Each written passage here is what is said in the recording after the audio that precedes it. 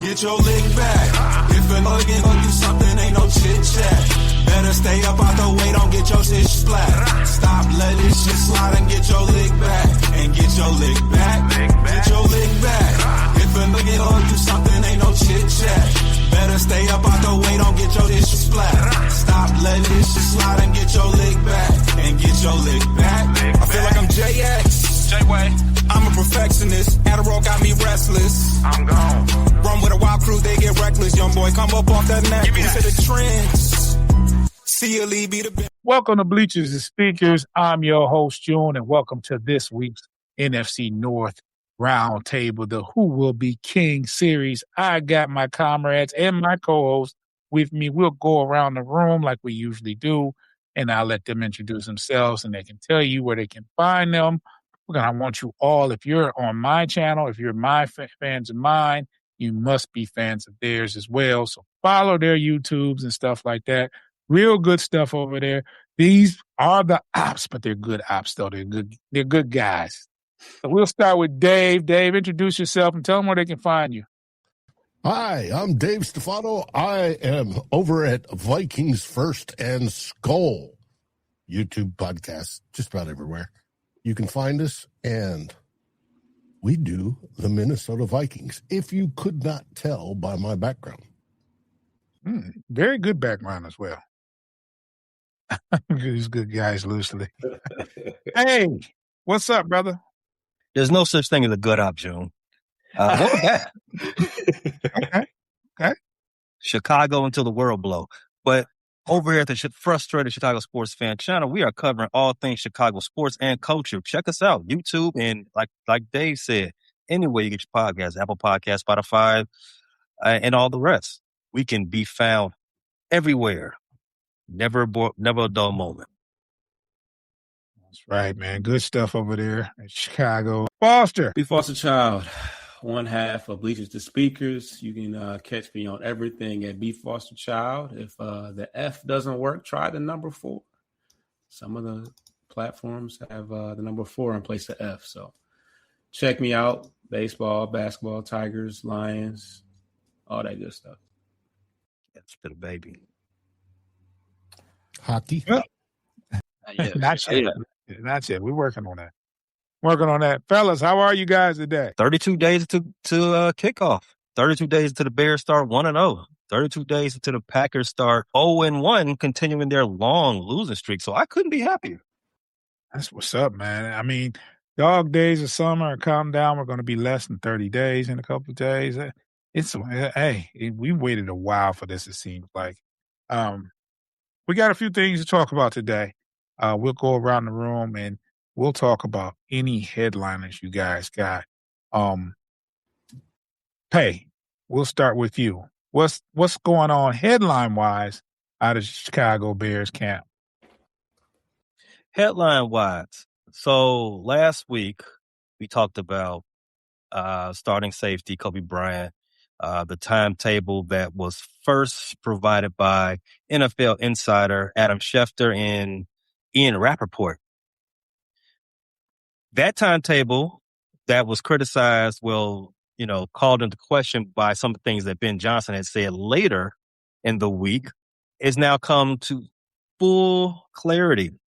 The Bears have announced that Kobe Bryant, the number 1 free agent that the Bears signed this offseason, he's going to be down 46 months instead of 8 to 10 weeks. So probably season ending. Maybe. They said maybe get him back late December or for the playoffs. Fingers crossed. We shall see. But we are moving on from that. That is the biggest headline. There might be some other smaller injury concerns. Braxton Jones, left tackle, he's dealing with a knee injury. So now that left tackle job is all up in the air. With like the unofficial depth chart that came out yesterday had 3 guys listed at left tackle: Braxton, Kyran McGodgy, and Jedrick Willis, who the Bears did trade for from the Cleveland Browns. But the biggest news, well, I guess the brightest news, rather, that the Bears did have in regards to left tackle and injuries, Ozzie Trapillo. The guy who started the most games last year at left tackle, the surprise, I guess, in as far as the draft was concerned, from the 2025 draft is concerned. He is well ahead of schedule. For those who are uninitiated, let me recap. He injured himself in that playoff game against the Packers. I think the second to last series. He had a patella tendon injury. That is a very devastating injury, especially for somebody his size. He is a mountain of a man. He is, I think 6'7", 350, somewhere in there.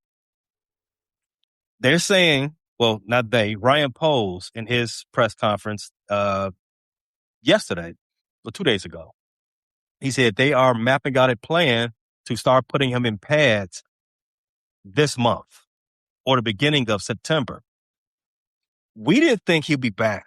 Well, let me say, I didn't think he'd be back at all in 2026. I didn't think there was any chance that that Ozzie Trapilla will play in 2026.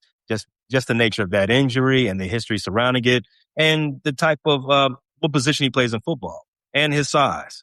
But to hear that that they are mapping out a plan to put him back in practice sooner rather than later, that was shocking. Dave, any headliners out of Minnesota this week? Well, you talked about big news. I've got short news. The we would have won. Kyler Murray was selected to be our starting quarterback week 1. The competition is officially over. Not that it was such a foregone conclusion he was going to win. He did not, when we looked at last Saturday and our Saturday night practice and all that, he didn't run away with it, but neither did J.J. McCarthy run away taking it from him. So we're going with the experienced vet, Kyler Murray, which is the best thing for the Minnesota Vikings to win. At least that's the thought. And so Kyler Murray's been taking all the reps now with the ones and doing well the last couple of days with having, the confidence of the team and the fan base and everybody else behind him.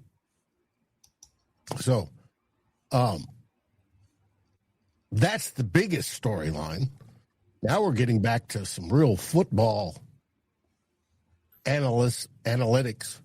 Is everybody else saying, well, who else is playing on the team? Because everybody was watching the QB competition. I can't think of any other big storylines than that. There are a few, we have guys that are playing well in training camp, doing well both on defense and offense, and we're going to let that play out some more as we come into preseason, which starts for us on Saturday.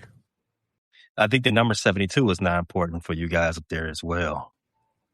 Number 72? 72 days until Modern Warfare drops. Yeah, clap it up, Kyler. Oh, wow. That's crazy. Wow. B. Foster, any news out of Detroit? Well, it would not be Detroit if we didn't start it off on a unfortunate note as far as retirements and injuries during camp. Starting with Teddy Bridgewater, who announced his retirement. Dan Campbell broke the news at the press conference and sounded pretty choked up. He got to reminiscing about the past and how back when he coached in New Orleans and Drew Brees, I think he broke his finger or something like that. And Teddy Bridgewater stepped in and went 5-0 without Drew Brees. But, they go way back, and we wish the best of luck to Teddy Bridgewater, whether he goes back to coaching or just, chills, because the knee injury that he suffered in Minnesota, I believe, almost took his career. Was it in Minnesota? It was Minnesota. Yes. Was that the worst injury he had? It was. Did he also have lost his leg? But he also had the collapsed punctured lung situation in L.A. Yeah. But yeah. So the punctured lung is obviously serious too. But yeah. So he's finally calling it quits, I think, for good, because he already retired once. But he said it was for good. But yeah, for good. So best of wishes to him.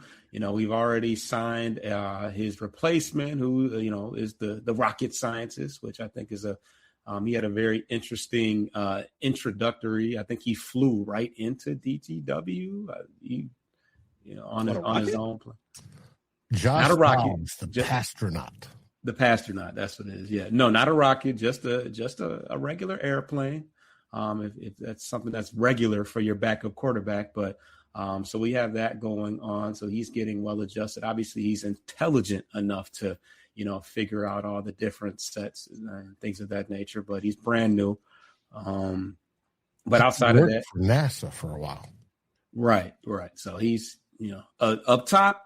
He's a legit rocket scientist. Yeah. I wonder what he thinks about us losing gravity for 7 seconds today.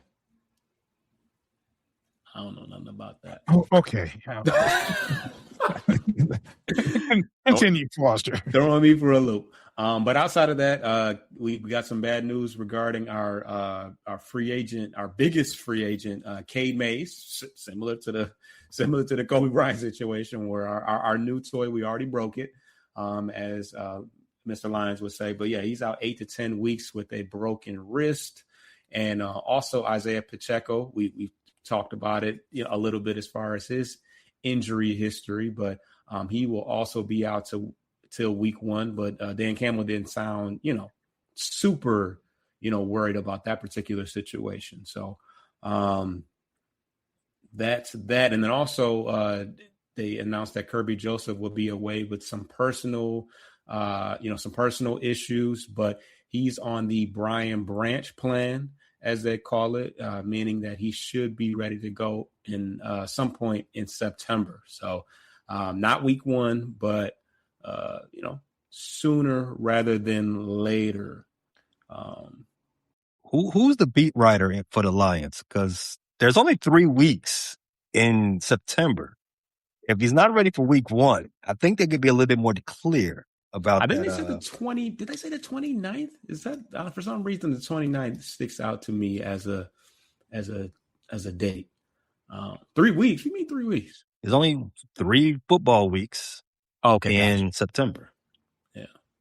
So maybe September just sounds nice because that's the first month of the season. But we did have some good news. We talked about it we talked about the hold in, or the ending of the hold in last week with Mr. Jahmyr Gibbs, and he is now a paid man, and he's got a record-setting contract, just a little bit higher than Bijan Robinson's contract, but that is a 3-year, $67.5 million contract, which is worth up to 75.5, including incentives, and 51 million of it is guaranteed. So, I even, pulled out the whole, tinfoil hat of how long we could possibly stretch it out before we would have to, that sounds crazy, before we would have to pay him, have to extend him, but that's all out of the way, because we extended him early this week. It hasn't been that long, so he's a crazy. That's very tight. The what is a better word I can use? The contract is fulfilled. But yeah, that was some big news for us, along with the backup being hurt for the foreseeable future. So we're gonna lean more on that news more so than the injury side of things. Okay, well, we all are going through the dog days of camp. I want to know if anybody has any surprises as far as news on possible cuts, because I know we have one here in Detroit, which his name is popping up on the radar of a possible cut. And just wondering, you guys have anybody on your team that you probably didn't think would be in that conversation that's happening, or is everything going smooth? Because I know we have one in particular that surprised me, and they keep saying it. Who is it? Foster, you want to tell them about it? Nah, go ahead, because I'm sure I know what it is. You know who I'm talking about. I don't think Foster does. The What corner. you talking about Rakestraw? No, not him. Oh. He wouldn't be a surprising thing. McCreary. Oh. I heard that he's struggling, but I ain't heard that like they might really. There's been a lot of saying about him. Could be on the chopping block. Said he hasn't played very well. They're just saying that he's not what they expected, and he's played so poorly. It's not that he's just what's up, Phil? It's not that he's just performing. It's not that he's not making plays. He's just playing poorly, like horrible. And this is a free agent signing that we got, and we had a depleted defensive backfield, and he's one of those first signings that we got. And I'm surprised they're talking about he could be on the chopping block this early. How bad do you have to play to be on the chopping block? Tomorrow. What's that? We'll see what he got tomorrow when it's halfway significant and real, I guess. Dave, you have any news like that or any rumors going around? Well, we've got a few that could be cut. We got 4 quarterbacks on the roster right now. You're only going to carry Max Rosemer, our 4th string, who started a couple games last year and was horrible. The former University of Minnesota player, but who is very, very smart and knows who will probably become a very good coach. He's possibly gone. Ivan Pace Jr., people are saying is gone. I don't think so, because everybody's saying, well, you signed Jamal Adams. Jamal Adams this week got moved to safety, his original position in the NFL.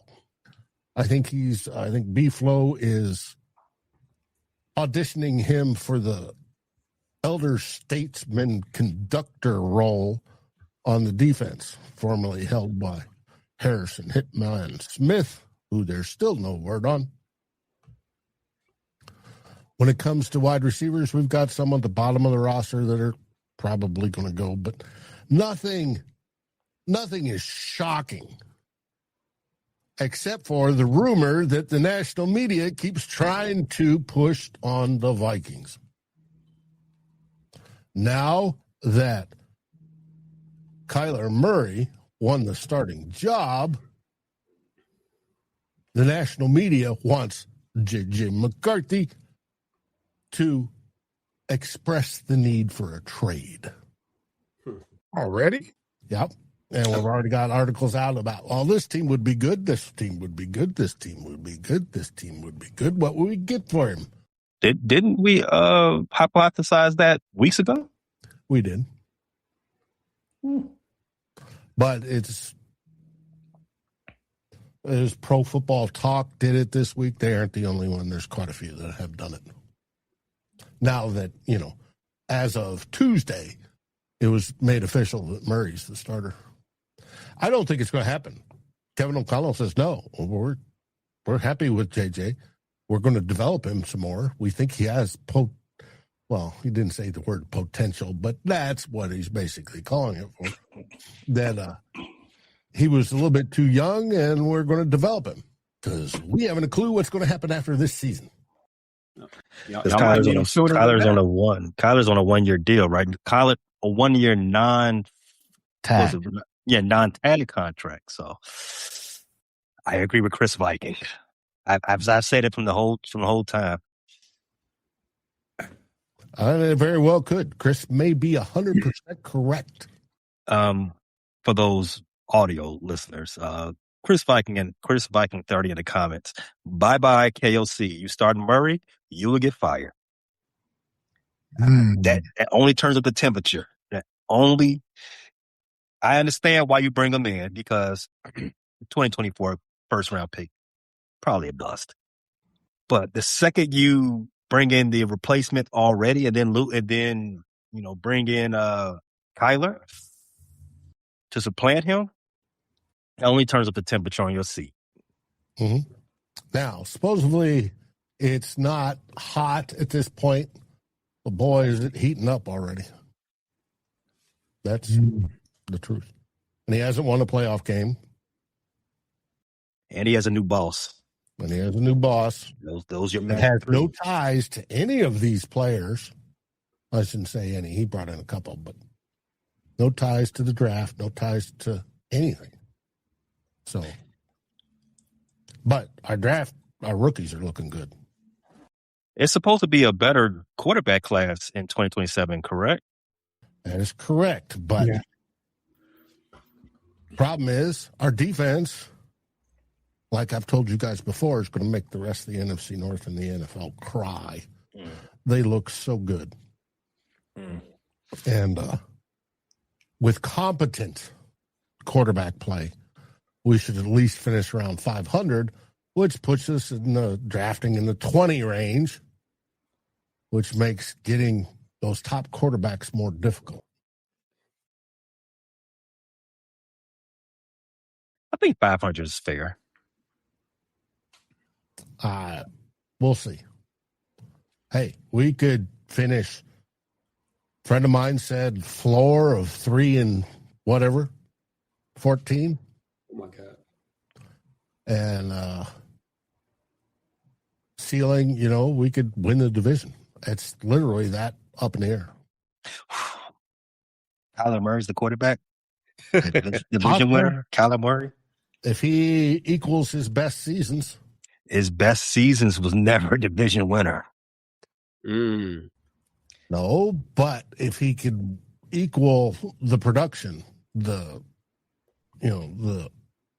his completion percentage rank, his normal yards per attempt rank versus where he's regressed on that. All those good things, 67%, 3,800 yards to 4,000 yards, somewhere in that range.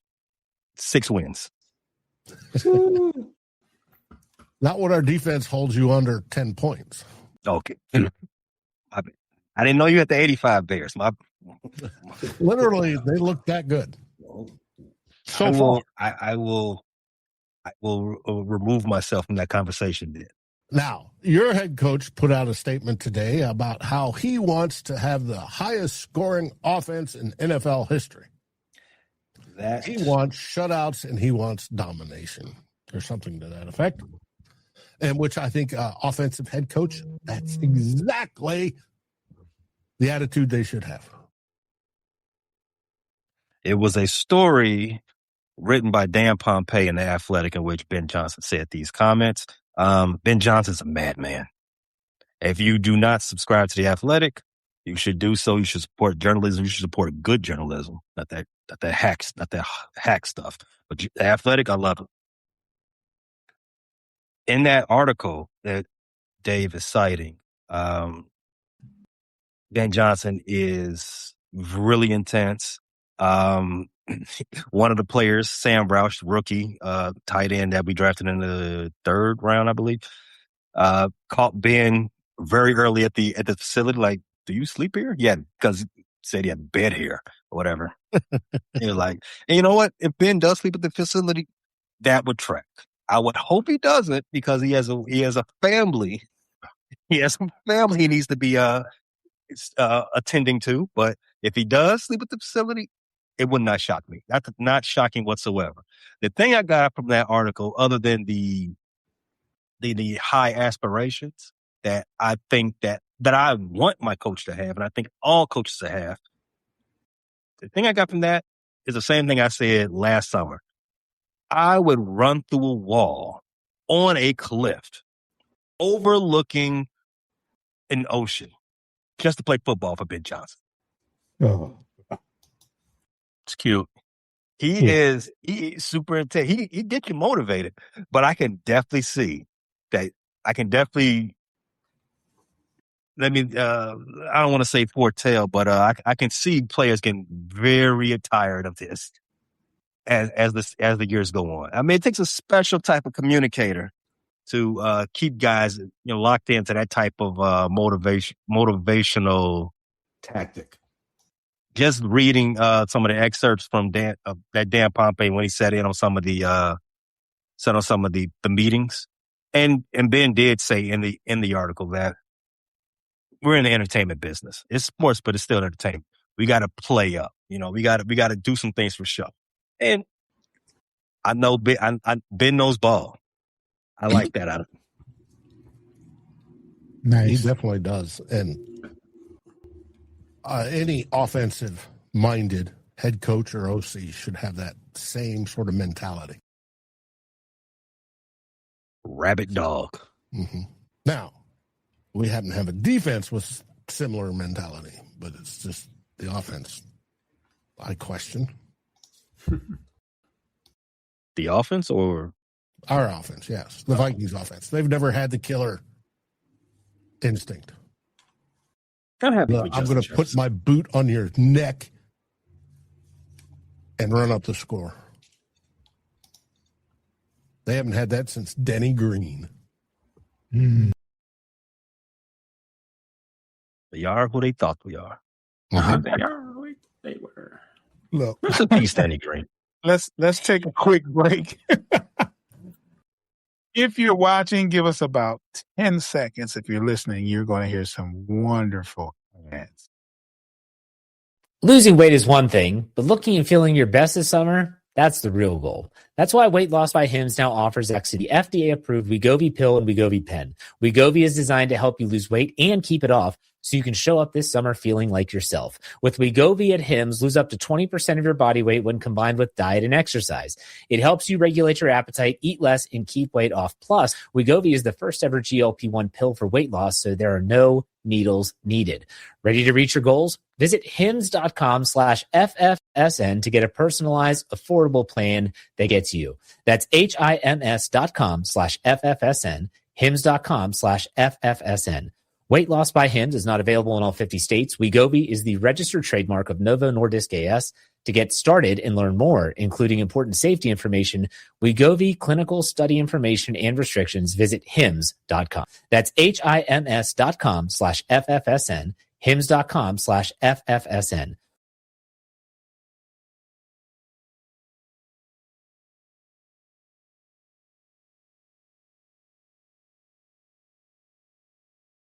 Hey, I don't know if you answered the question of the rumblings. Any players that you that surprised you of hearing the notion of being cut? Actually, no. There has been little to no talks about anybody on the cut line or surprise roster trim downs from the Bears. It's all been, and we talked about in the episode we dropped early this morning. This our recap of what's going on with Bears camp. The injuries have overshadowed a lot of other stuff going on with camp. There's players who are having great camps, and there might be some players who are holding on for dear life just to keep a job in the NFL. But that's getting no traction with the beat writers and anybody else that's coming in and checking out the Bears. Ian Rappaport, who does his whip around. Everything's been injuries and what's Caleb doing? That's just in it, which is a detriment to actually covering a team, I guess. But to answer your question, not really. And if I was to even surmise anybody that I would think would be a surprise, I don't know. I think all the principal players are pretty secure. Any surprises, though, names that are doing very well in camp that you're hearing about? Not surprises, but who are your bright spots you're hearing about in camp? Outside of Caleb. Haven't been injured? DeAndre Swift. DeAndre Swift is having a great camp right now. Costa Loveland, your boy, Michigan. Ooh, those Michigan guys. You know what? Sidebar. I grew up a Michigan Wolverine fan, football fan, right? Okay. Did you? I did. I grew up a Michigan football fan. Coach, what was it? Coach Carr? Yeah. Coach Lloyd Carr was my boy. Smitty, my boy. Woody, my man. Woody was my boy. So, but as I've gotten older, I don't really follow college football that heavy no more. But I didn't know this week, and I didn't know Michigan was a gang. Just reading that headline from Adam Schefter when he talked about J.J. McCarthy will have to settle to be in the backup. Like, excellent wording there, guys. Good job. You guys stick together. Shout out to you guys. They stick together. Yeah, gang. But Colson loves him. He's having a phenomenal camp for the Chicago Bears. Jalen Johnson, and again, another guy we have to watch for to make sure he doesn't turn up lame or anything like that. He's having a tremendous camp as well. I'm glad that he's showing up every day because it was less than a year ago that he had a very extensive core surgery. They say it takes about a year, maybe a year and a half to come back from, but he's been in camp every day and he's been locking shit down. So shout out to those three guys. I think they've been the stars of camp so far. Dave, any stars out of camp? Who's doing well over there in Vikings land? Yeah. We have on the defensive side, we have Chuck Demings, a rookie at corner, who has been absolutely outstanding. He has stuck in the side pocket of Justin Jefferson and Jordan Addison both. He's causing them problems. The fact that we've got a rookie corner that can do that has been absolutely amazing. Now, will he start is the question mark. Because we have obviously three corners ahead of him on the depth chart. He's right now CB4. Will he move into the CB3 range? We'll find out. That's one of the biggest standouts so far this training camp. And the other standout is our running game. And that we credit Frank Smith, our new assistant head coach that we hired. He's implementing a new wide zone versus mid zone run scheme. That with our new O-line coach, Keith Carter, has the offensive line just loving it. It's a faster, more aggressive type of blocking style, and he's preaching aggression, which the big round bellies absolutely love. It resulted today in a Jordan Mason 50-yard run untouched. And 11 on 11s. And that is something that, hey, it's training camp. You do the two-hand touch deal, and it's basically that. He was untouched. The hole was that large. It's just boom. That's against our defense. It's amazing. We've got rookies on the defensive line that are starting to stand out. We have second-year players, third-year players on the defensive line. It's just all coming together. It's the offense. It's getting that into a rhythm and getting Kyler Murray to get comfortable and make the proper decisions and throw consistently further downfield than he prefers. Because over last year and the year before, he's a short yardage guy and super high behind the line of scrimmage. I think part of that was because he played for Arizona, and they're a horrible franchise. But hopefully that'll break out and they'll get towards, no, I'm going to go deep. I'm going to go across the middle, intermediate, all that sort of stuff to play into Kevin O'Connell's search for explosives.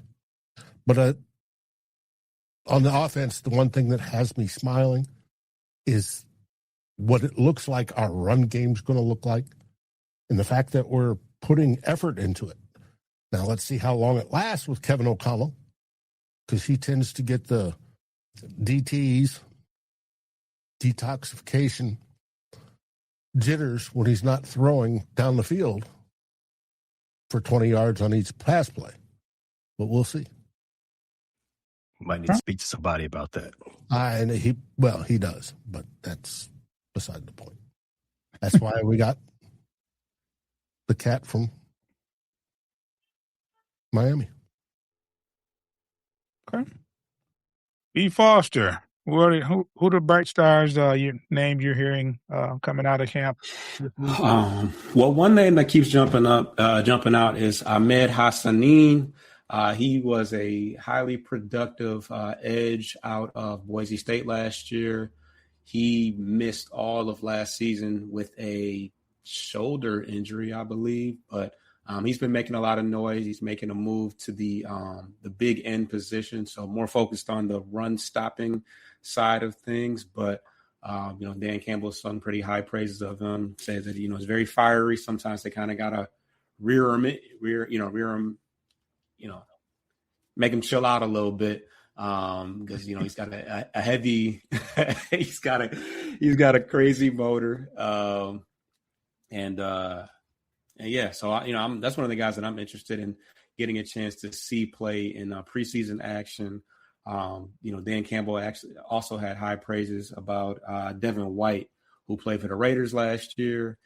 Said that he saw glimpses of how he was in Tampa Bay back when Dan was the coach of the New Orleans Saints.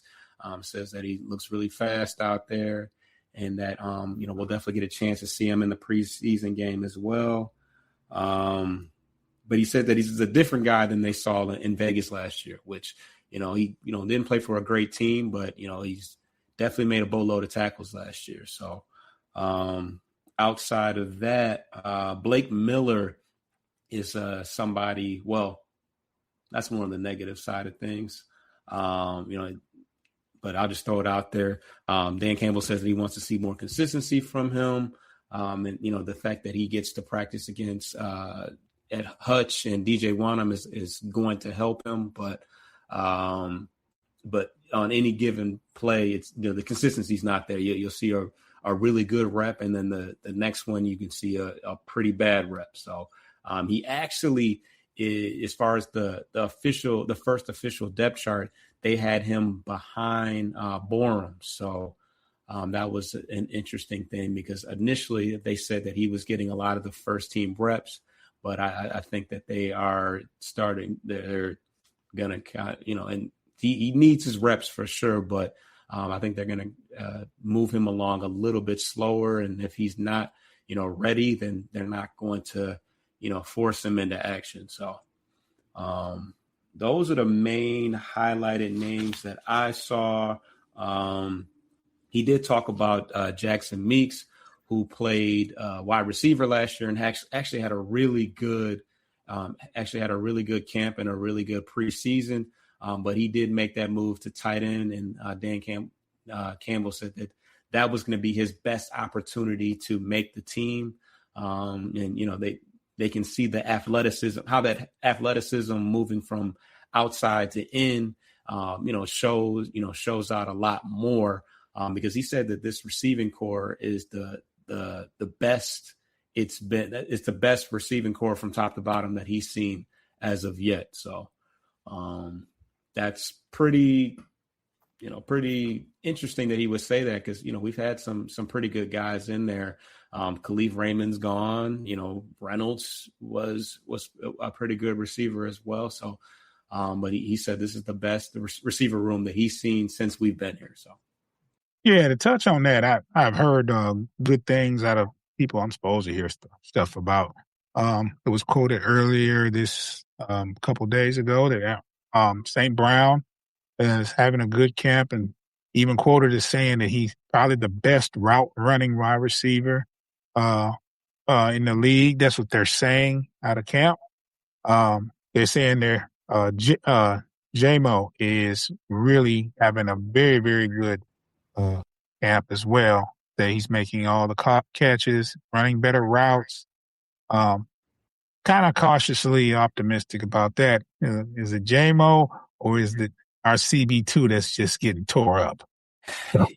Yeah, because as we talked about Ennis Rakestraw, and I think they even went as far as saying that J-Mo kind of pulled him aside and said, hey, this is why I'm cooking you right here. Like, gave him some pointers so he can get right. So it's probably a mixed bag, but we know J-Mo's been doing it for the last couple of years at a pretty high level. So So yeah, that definitely room for a little bit of caution, because the CB2 has been a bit of a mixed bag. Yeah. I got a question for you guys. Who does you said a depth chart came out. Who does that depth chart? Oh, let's see. It's we went over it. It's not what it should be. When the Yeah. Vikings put theirs out, their quote unofficial, Right. it's done by the public affairs group in the organization with no input whatsoever from the coaches. That's crazy. Which sounds kind of, I mean, it's just not updated as far as injuries are concerned. It still has Cade Mays as the center. And what else did I see that just looked a little odd? Well, your boy Roger McCreary, June, is currently the number one nickelback, which not a lot of competition there. You got Christian Izzian, who I don't think is having a great camp either. So somebody's got to play it. And his Rekishaw is another guy that, probably wouldn't take that spot. So he might be the nickelback by default. But other than that, it still has Brian Branch and Kirby Joseph also as the number one safeties, which essentially, I mean, I guess you could put them in red that, injured right now. But, I mean, essentially they are the number one safeties whenever they get back. All right. Well, are we going going to to go talk about the Cheesers? Say again? Are we going to talk about the Cheesers? Yeah, we are. They still in the league? Yes, unfortunately. If we must. They have injuries too. Oh, let's talk about the Cheesers. Josh Jacobs with a groin. Of course. He's not the only one. There's a Chicago Bear with a groin as well. Luther, right? Yeah. Okay. Luther Burden. He plays That was interesting because I looked like, well, could have popped his Achilles, could have, popped a knee, whatever it was. He landed funny. You talking about what's the guy from Tech? Golden? Matthew Golden? Is that what you're talking about? Who on the Packers are we talking about? Oh, You said Luther Burden plays for the Bears. That's why Pay is confused. no. He mentioned the groin injury, and I said, "Who's that? Luther with the groin injury?" Oh, Now, but the Packers, it's Josh Jacobs, star running back.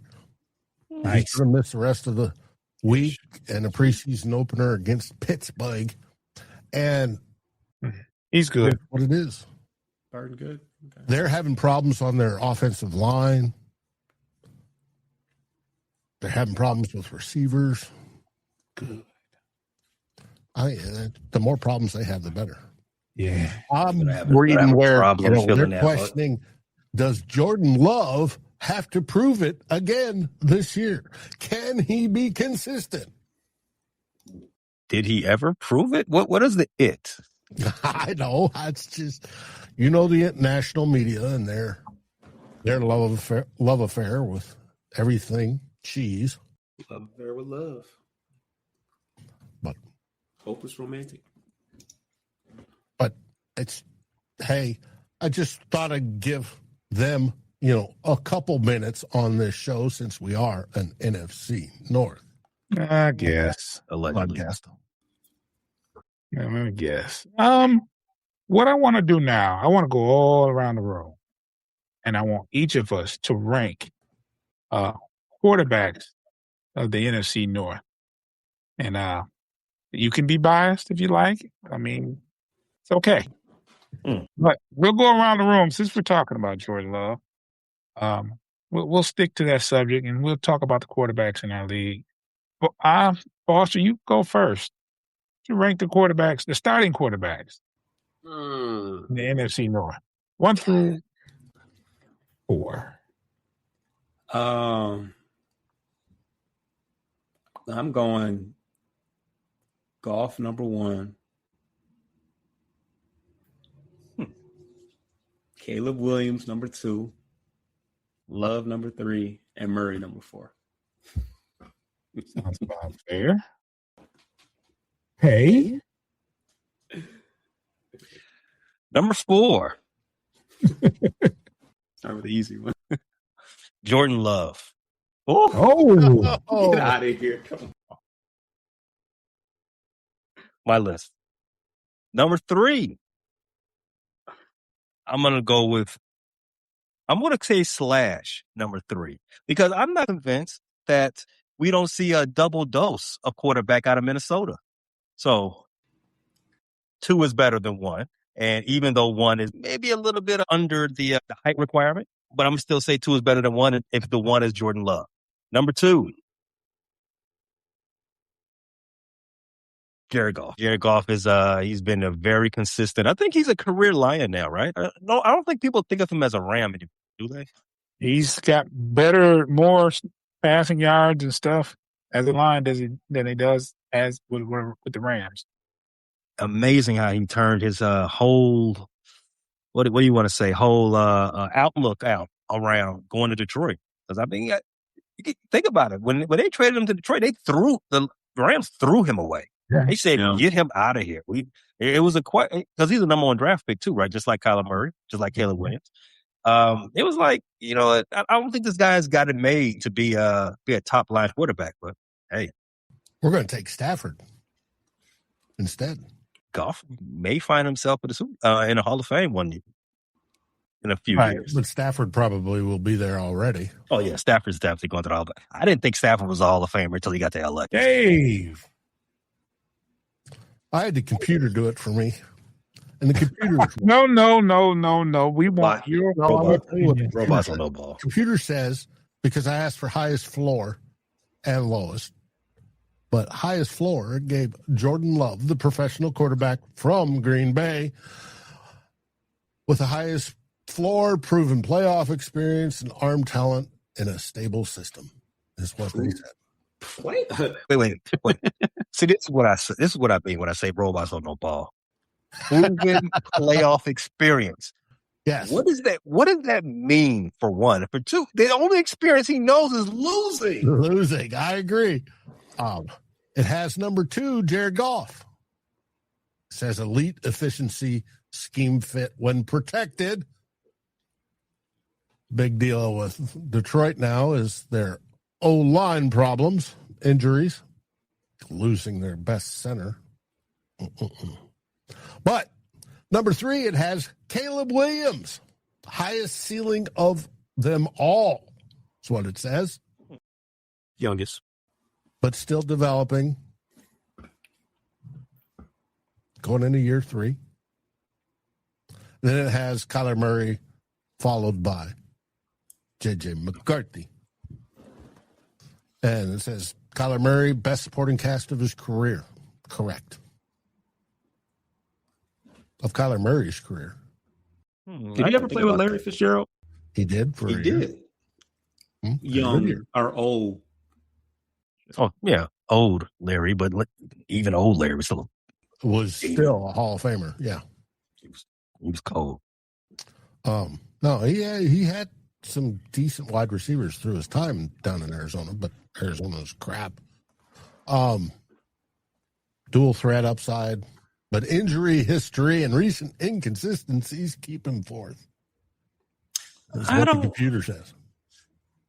No, I don't know. I got to think about that. That comment about this is his best surrounding cast. I don't know.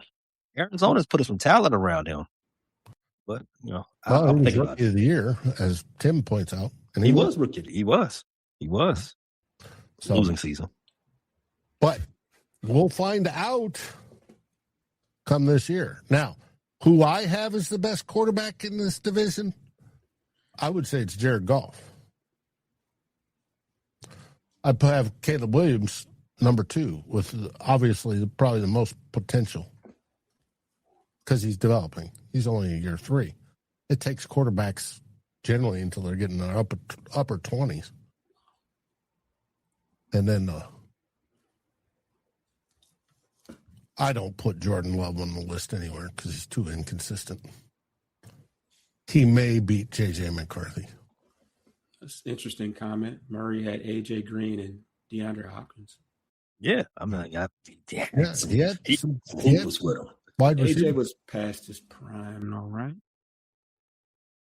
Yeah, he was, but DeAndre Hopkins was the best receiver in the league for a good little while. Well, him and old boy in Green Bay, they battled it out, but DeAndre Hopkins was a dog with Larry.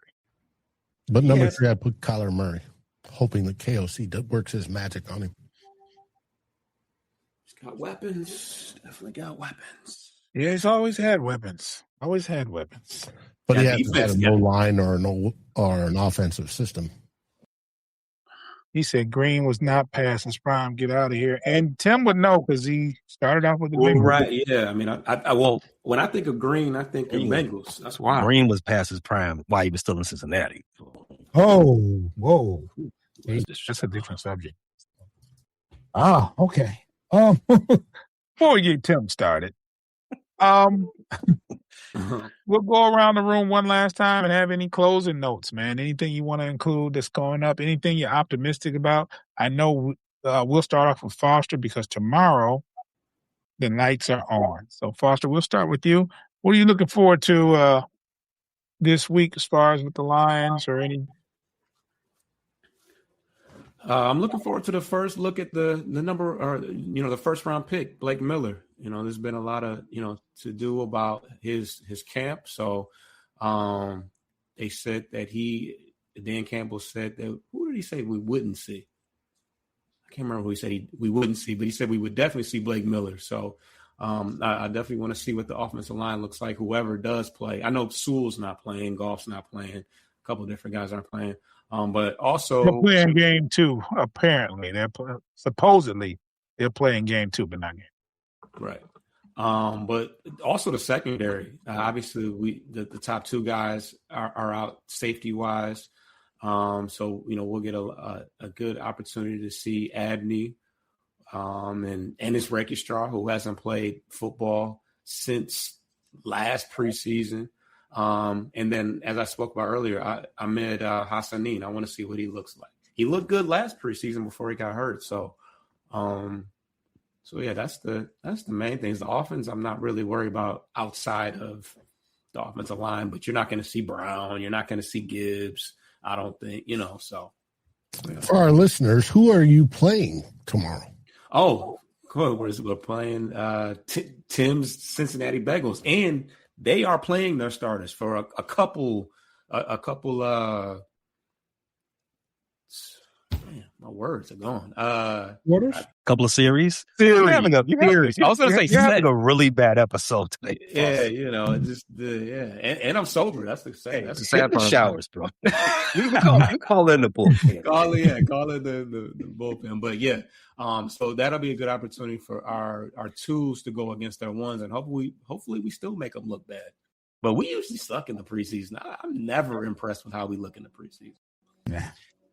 I'd say the Bears play Cincinnati this preseason as well. Well, no, I think we just have a joint practice with Cincinnati. Good segue. I think I froze up again, but anyway, good segue is that I don't know who the Bears are playing in preseason. I don't know if they're going to play their stars. It has not been announced yet. With all the injuries that the Bears are having, I hope whatever plan it was, it gets reduced a little bit, because definitely don't need any more surprises on the injury front for the Chicago Bears. But the Bears do play this weekend against the Cleveland Browns. Ohio team. If it's brown, flush it down. Hell yeah. Dave. Now, as I said before, Green Bay plays Pittsburgh tomorrow night it's the revenge game of Aaron Rodgers. Yeah, right. Minnesota plays the New York Giants on Saturday. And it's going to be interesting. They have a new coach, Mr. Harbaugh. But I expect it's going to be starters maybe play one series, then bubble wrap it goes, probably for the rest of the preseason. That's generally how KOC works it. Do I agree with it? No, but it is what it is. But Harbaugh does the same thing. So it's just going to be a evaluation of young talent. It's going to be interesting to see. I expect J.J. McCarthy to get quite a few. He'll probably get most of the first half. And I look forward to hopefully him balling out.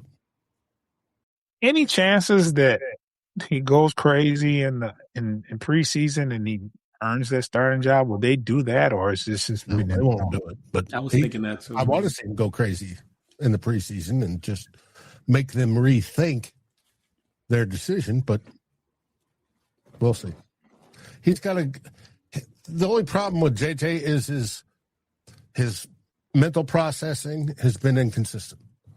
Sometimes he can get through the progression, boom, boom, boom, boom, boom, throw the ball on time, beautiful ball. He's worked on all his stuff. He's thrown beautiful balls now. The whole works, and it's great. And other times it's like he's just a tad bit, quarter second late, and then, oh, fuck, I got to gun it. Depends on that arm strength, yeah. It's that's his issue.